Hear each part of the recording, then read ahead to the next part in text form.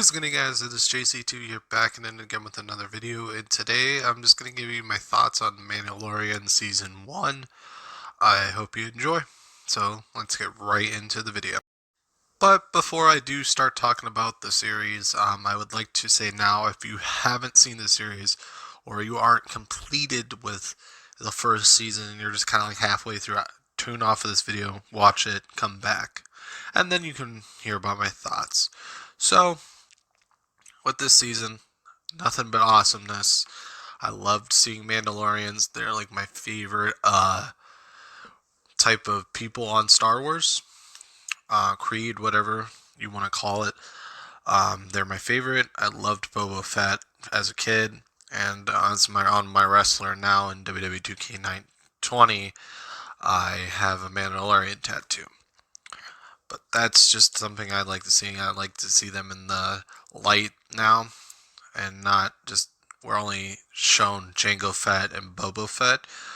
I'm excited to see somebody else's story told. I'd like to see a Boba Fett series. Maybe we will see him on Mandalorian Season 2. We might. I don't know yet.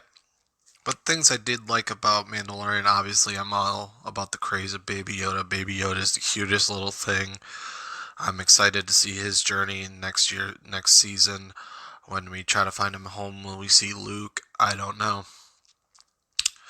I did like seeing like the battle droids from the Clone War era, and then we could see the clone. I'm not the clones, but the stormtroopers. Seeing those and they're integrated too was really nice. Seeing that, so it was kind of pre-Empire, and then there. And we also got to see in the most recent episode when the big bad of the season, rather, and probably going to the next season, he did reveal something from the Clone Wars and Rebels, and that was the black saber, which I was very hyped to see that also.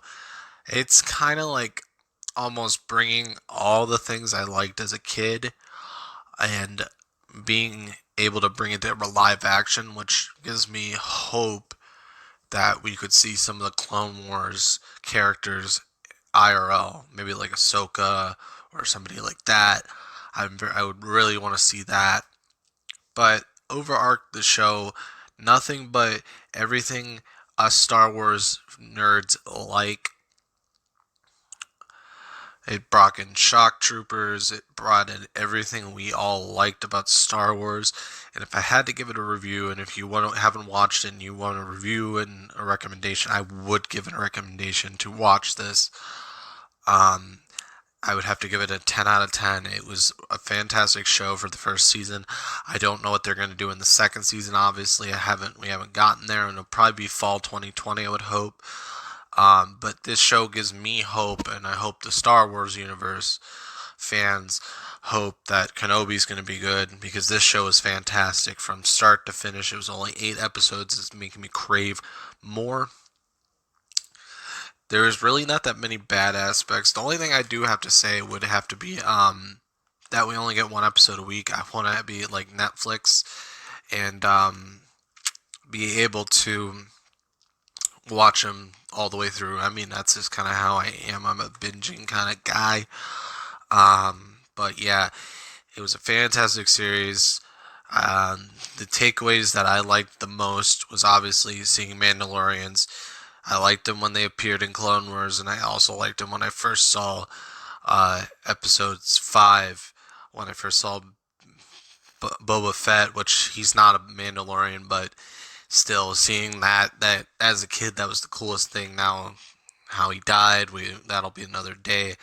But seeing all that, seeing the black saber, seeing stuff from the Clone Wars and the Empire days, seeing stuff from every era of Star Wars, I love.